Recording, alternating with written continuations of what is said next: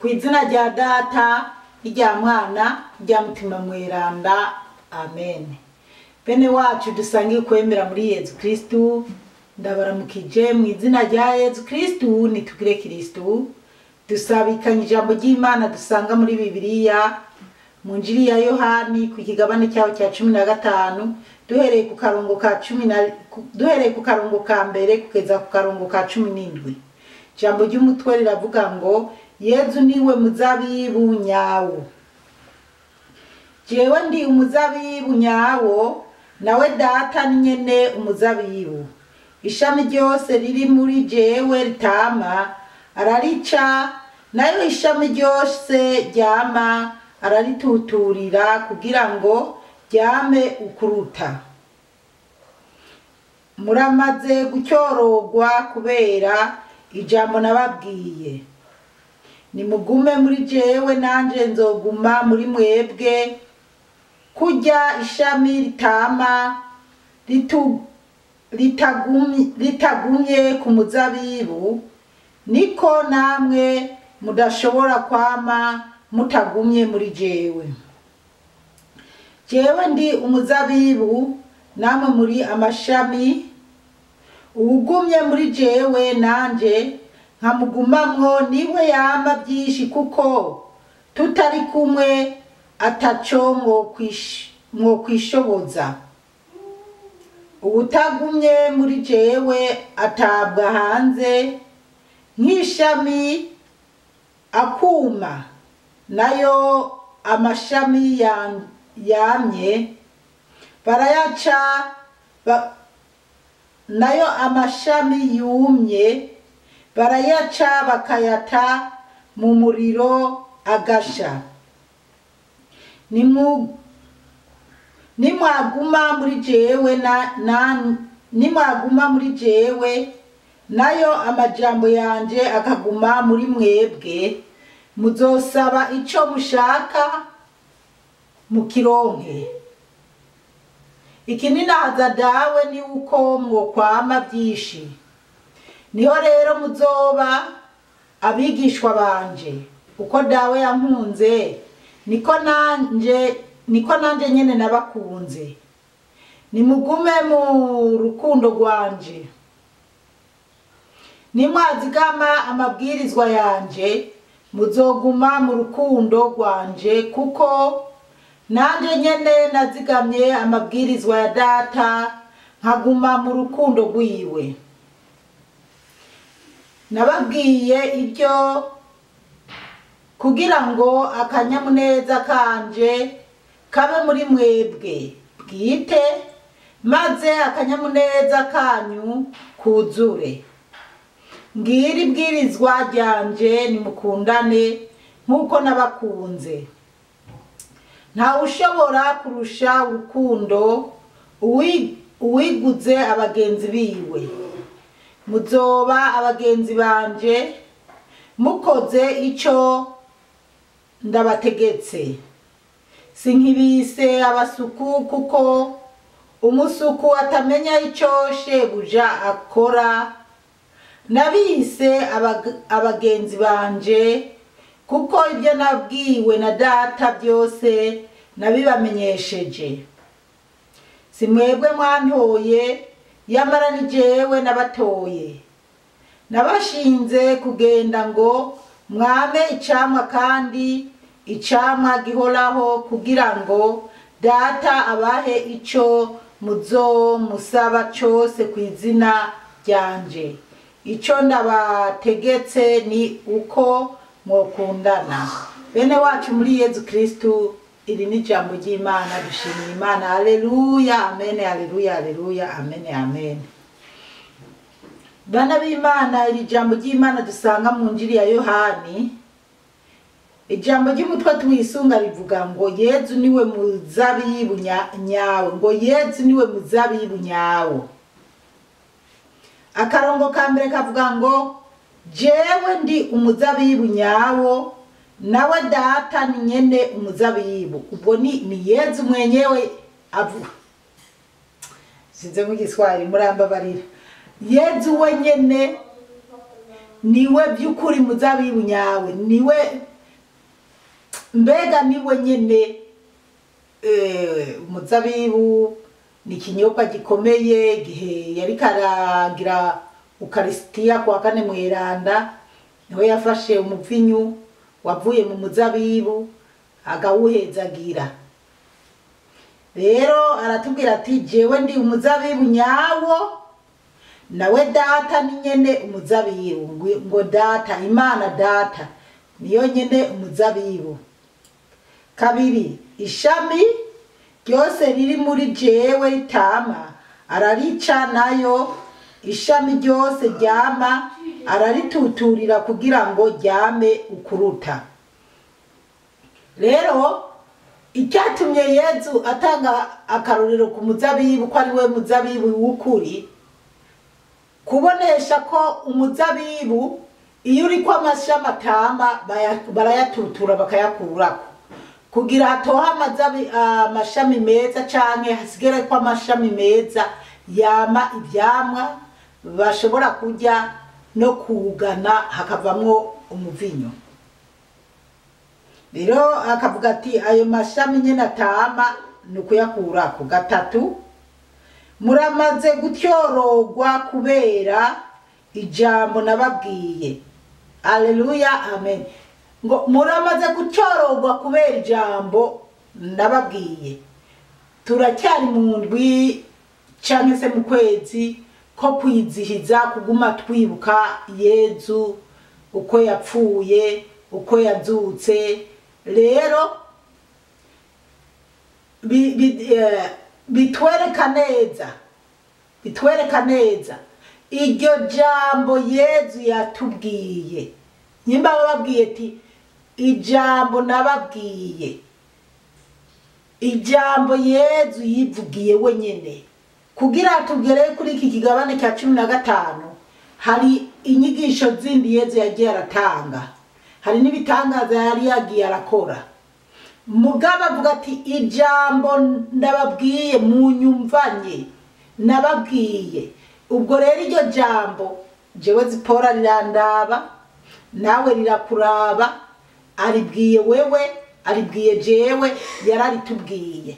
Tuzingatire rero tumenye kwitwararika amajambo Yezu Kristo yatubwiye. Kane avuga ngo nimugume muri jewe nanje nzoguma muri mwebwe. Yezu aratubwira ngo nitumugumemwo, nitwamara kumugumamo nawe azoguma muri twebwe. Aracyavuga kujya ishami ritama ritagumye ku muzabibu, ngo uko ishami ritama, ishami baritemye bakarikura ku muzabibu ntiryama. Kujya ishami ritama ritagumye ku muzabibu, niko namwe mudashobora kwama mutagumye muri jewe. Imana yo mwijuru idutabare cyane. Bana b'Imana, Yezu avuze ati ishami riri ku muzabibu ritari ku muzabibu ntiryama, riranuma.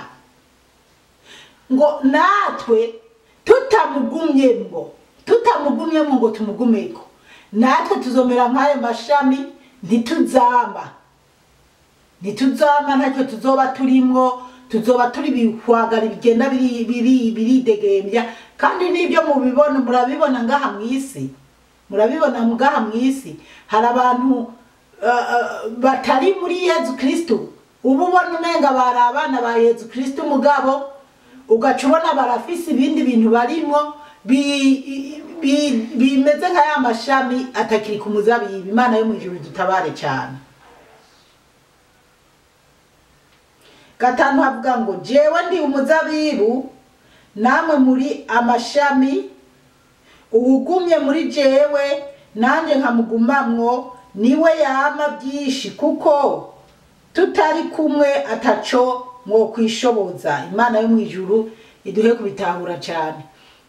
Yezu rero nabisiguye neza ko wewe ngo niwe muzabibu, ngo natwe turamashami.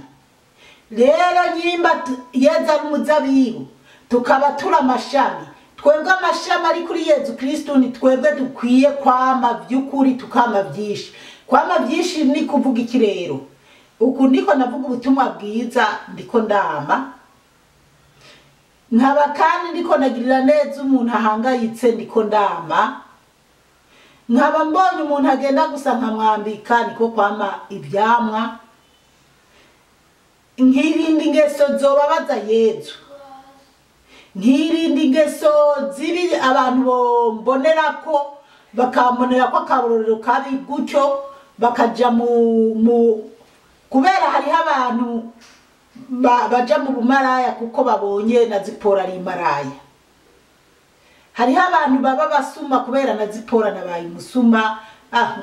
Ngo burya ngo na Zipora ngo ariba, ngo burya ngo ujya ngo ntacyo bitwaye ngo nawe arabikora ngo nta ngorane. Izo rero ntabwo ari ishami riri kuri Yezu Kristo. Oya, uwo Zipora niko ndavuga yari wa kera, mugabo si Zipora ubu. Imana dutabare cyane. Rero kwama ibyamwa byiza nukugirira neza abandi, kujya Yezu avuze ati ibyo mwanyumvanye, ijambo mwanyumvanye, mwami ibyamwa byiza, jewe ndi umuzabibu w'ukuri, namwe muri amashami. Rero tuba amashami meza kuri Yezu Kristo.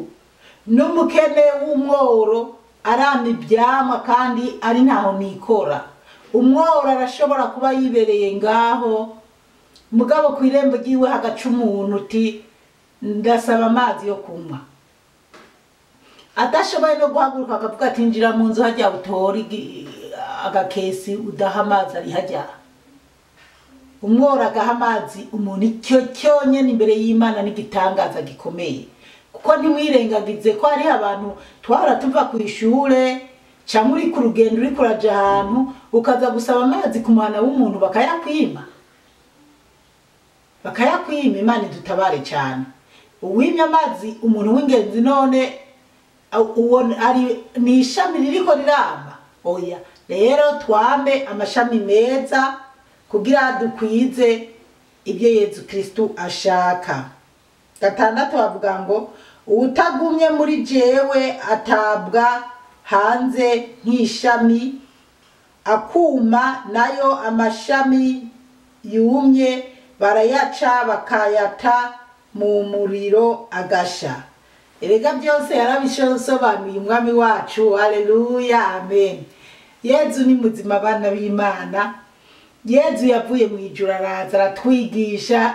Uyu mugani rero ariko sinovuga ngo numugani, iyi nyigisho yari karaduha ni inyigisho yari ikomeye gose. Noneho rero avuze ati ngo utagumye muri we arapfaga, si ugupfa ngo baze kumuzika bamurenze ku gitaka. Ubutagumye muri Yezu aba umutinganyi. Ubutagumye muri Yezu erega je hariho ibintu bindengera muri iyi si. Umutinganyi arashobora kuba umutinganyi nyuma akabona ko yahubye akagaruka. Ese umuntu yagiye akihinduza igitsina we bizomworohera gusubirayo guhindura ngo asubire uko yarari? Uwo azoca baho gute? Umwana yavukiye mu buryo Imana itemera, kuko abana bavukira mu mamashini, abana bavukira mu nda z'abandi bantu. Nukuri abo si abana bo mu ijuru. Abo sindanibaza n'igihe cy'igihe Yezu azoca urubanza, sinibaza ko abo bazoba no mu bazozuka canke mu Yezu azojana, kuko abo bantu ntaho banditswe imbere y'Imana. Kuko nyimba Bikira Mariya yaratwaye inda ya Yezu akamubyara nk'uko abandi babyeyi babyara. Nyimba Saraye canke Sara yaratwaye inda ya Izahaki akamubyara nk'uko abandi babyara. Na Hagari yewe yabyaye umwana atari uw'isezerano, akaba yaratwaye inda Hagari akabyara Ishimayeli mu buryo bwaremwe n'Imana. Nta handi hantu twigeze twumva abana bavutse muri ubwo buryo aba bantu bariko barishiriraho ubu. Yewe no kuri Nowa bajya bagiye bavya ibivajuru baraba marayika b'Imana bahumanya nyuma bagahumanya abakobwa bakavyara abana b'ibihumane bakonona isi, nibo batumye Imana itikiza isi. None se aba bana bavukira muri Egitolife, aba bana bavuka barinze kuvukira mu bandi bavyeyi bagiye guhendahenda ibyo bintu by'imbuto, ubwoko bw'ibyo bintu murumva bizoroha abana b'Imana. Imana yo mwijuru duhe utahura cyane.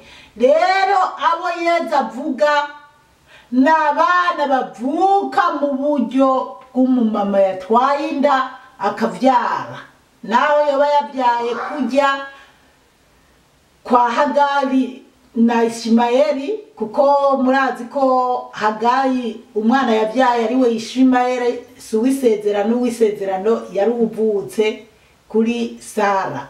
Mugabo bose Imana yavuze ati n'abana bayo, murazi ko yagiriye neza Hagari n'umwana wiwe kandi nawe akamuha isezerano. Rero naho yoba ari umwana yavutse mu buryo bw'inda z'indaro zitategekanijwe n'ibindi ntacyo, ariko uwaranditswe mu gitabo cy'Imana yarabonye ingene byagenze. Ariko aba byagwa mu mamashini n'ibindi babacurano ntaho banditswe, bazokwizimanganira uko nyene, sinzi byaba ingene bizobandanya. Rero abo ntibari no ku mashami ya Yezu Kristu, ntabwo ari amashami y'umuzabibu. Hanyuma twebwe turi ku mashami, turi amashami ya Yezu. Murumva ko ubutari ishami ryiza no gutema bagata mu muriro. Usukuvuga ko upfu ari ukuyicwa canke ari ugupfa, oya, ahubwo Imana igutera umugongo, Yezu akakwihorera, ukaba igishushushungwe cyo ngaho. Nibyo by'ibinyene niko ndavuga byo kuba igishushushungwe cyo kwihindura uko ushaka, utazokongera kubirementanya ngo bigaruke uko byari biri mu nzira. Uwo nyene aba yapokeye, nta bindi. Rero niyo mashami atutugwa agaturirwa. Rwanira rero kumva ko uko Imana yagwaye umubiri, ngo imibiri yacu n'ingoro za Mutima Mweranda. Rwanira umubiri wawe, usengera umuryango wawe kugira abana bawe ntibaze bahave bagira ikintu k'ikibazo. Indwi haravuga ngo nimwaguma muri jewe, nayo amajambo yanje akaguma muri mwebwe, muzosaba ico mushaka mukironke. Yezu akavuga ati ngo nitwaguma muri we, amajambo atubwiye tukayazirikana, ngo tuzosaba icyo dushaka cyose tukironke.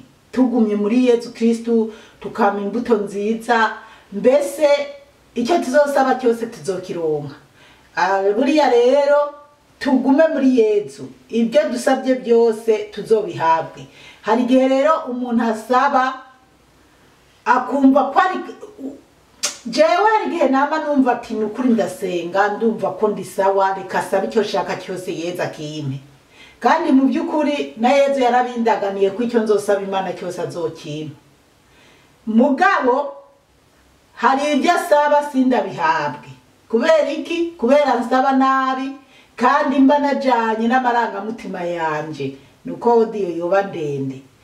Hanyuma nkaja muri chapere inuguti kabira niko ndasaba ikintu runaka, mugabo sindakironke.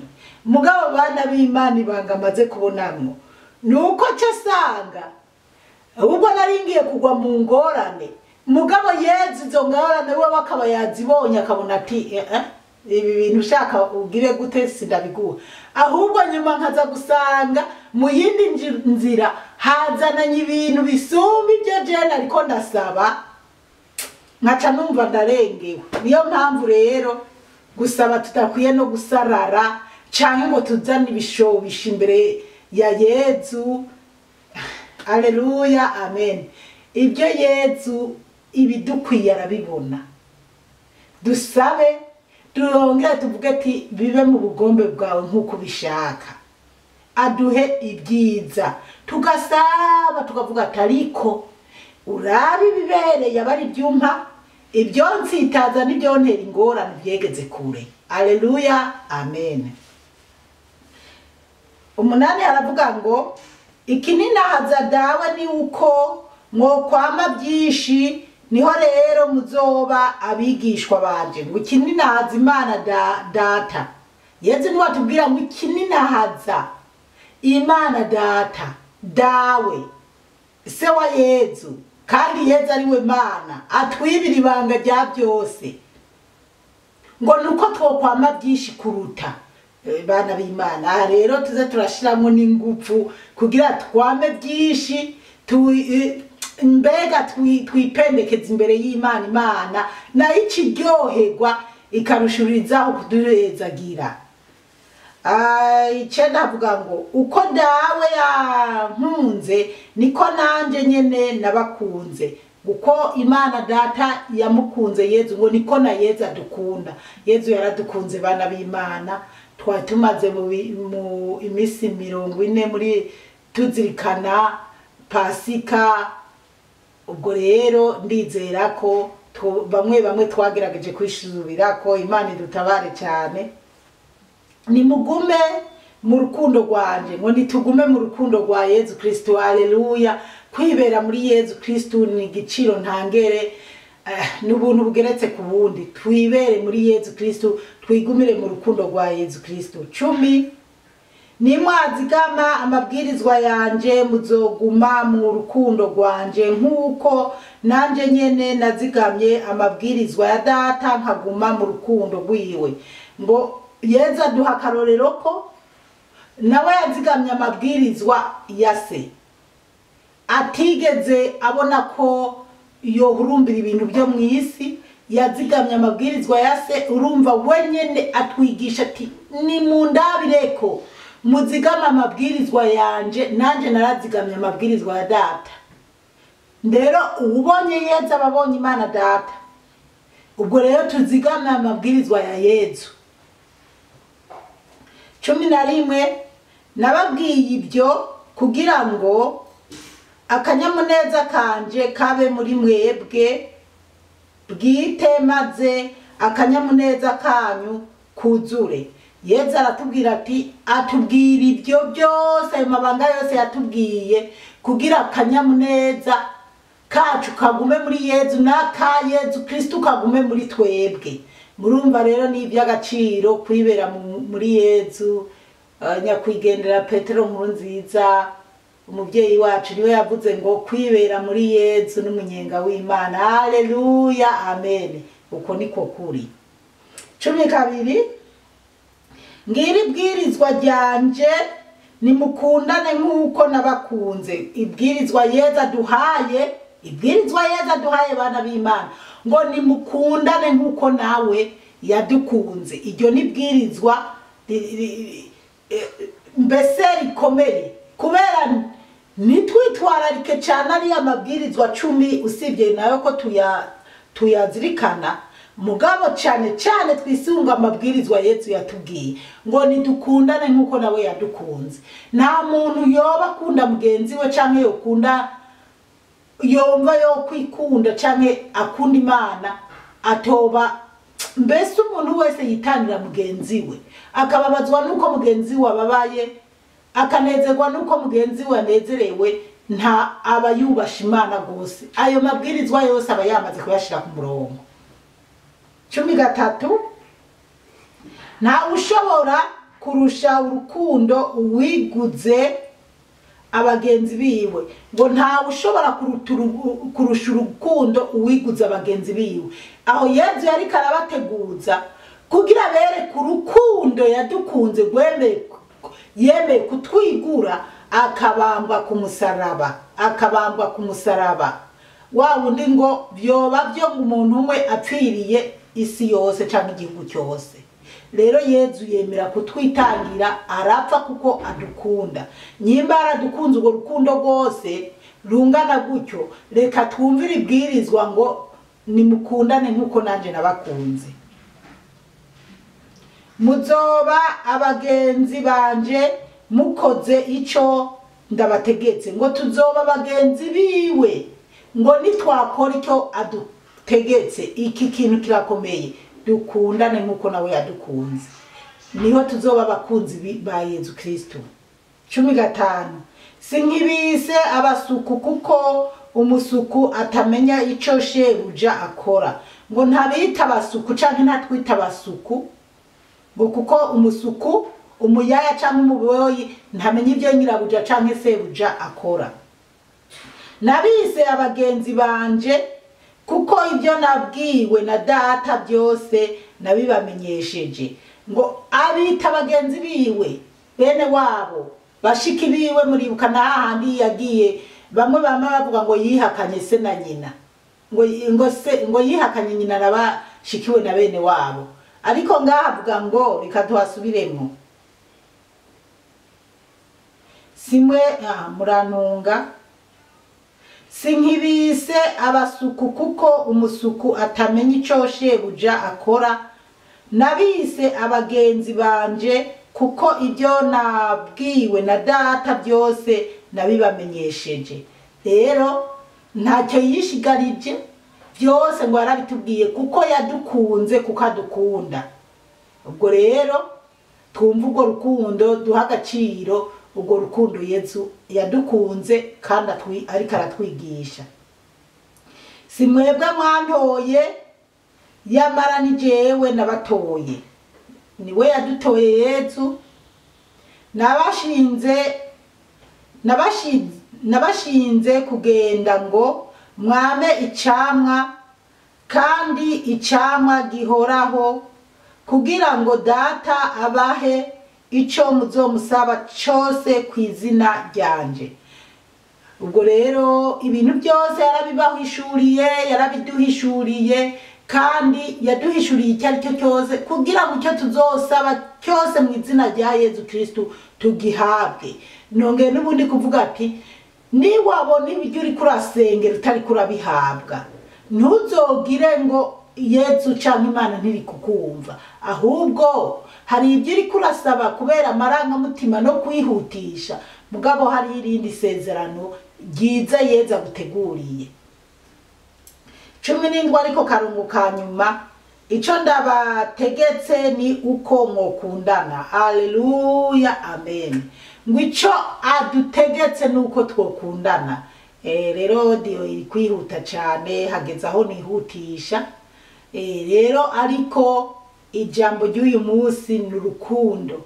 Dukundane nk'uko Yezu yadukunze, nitwirengagizanye. Nubwo nzi ko ngaha hashobora kuba hariho abantu baza kuhantegera, ariko mwumve ko ngomba kubyigisha uko Yezu aba yabimpaye kubyigisha no kubivuga. Hanyuma kandi icyo mutahura nuko wowe nyimba wumva ko ndi mukozi w'Imana, wombwira ibibazo ufise byibijanye no kuguha amafaranga, wumve ko hari n'abandi babifise, ko abafise ibibazo baba ari benshi. Gutyo rero novuga ati Yezu yampaye kuvuga ubu butumwa, nicyo kintu yantekereye, nicyo kintu yampaye imbere ya byose yo kuguhereza ubu butumwa bwiza. Ariko bidasigura ko Yezu yampezagiye ibiganza ntahezagira abandi. Icyo womenya nuko mu byamwa bya mbere ndiko ndama kandi binezereza Yezu no kuvuga ubu butumwa ni icy'agaciro imbere ya Yezu Kristo, ariko nkagira n'urukundo ku buryo umuntu ababaye shoboye kumujana kwa muganga, shoboye kumuha impuzu, shoboye kumukorera icyo ari cyo cyose, no gikora kubera urwo rukundo Yezu yatwigishije. Umukama Imana bahezagire cyane, mwarahezagiwe n'Imana ikiruta ibindi byose. Tugira urukundo, dukundane nk'uko Yezu yadukunze. Ku izina rya Data n'irya Mwana n'irya Mutima Mutagatifu, amen. Turagusenga Yezu, turakuninahaze.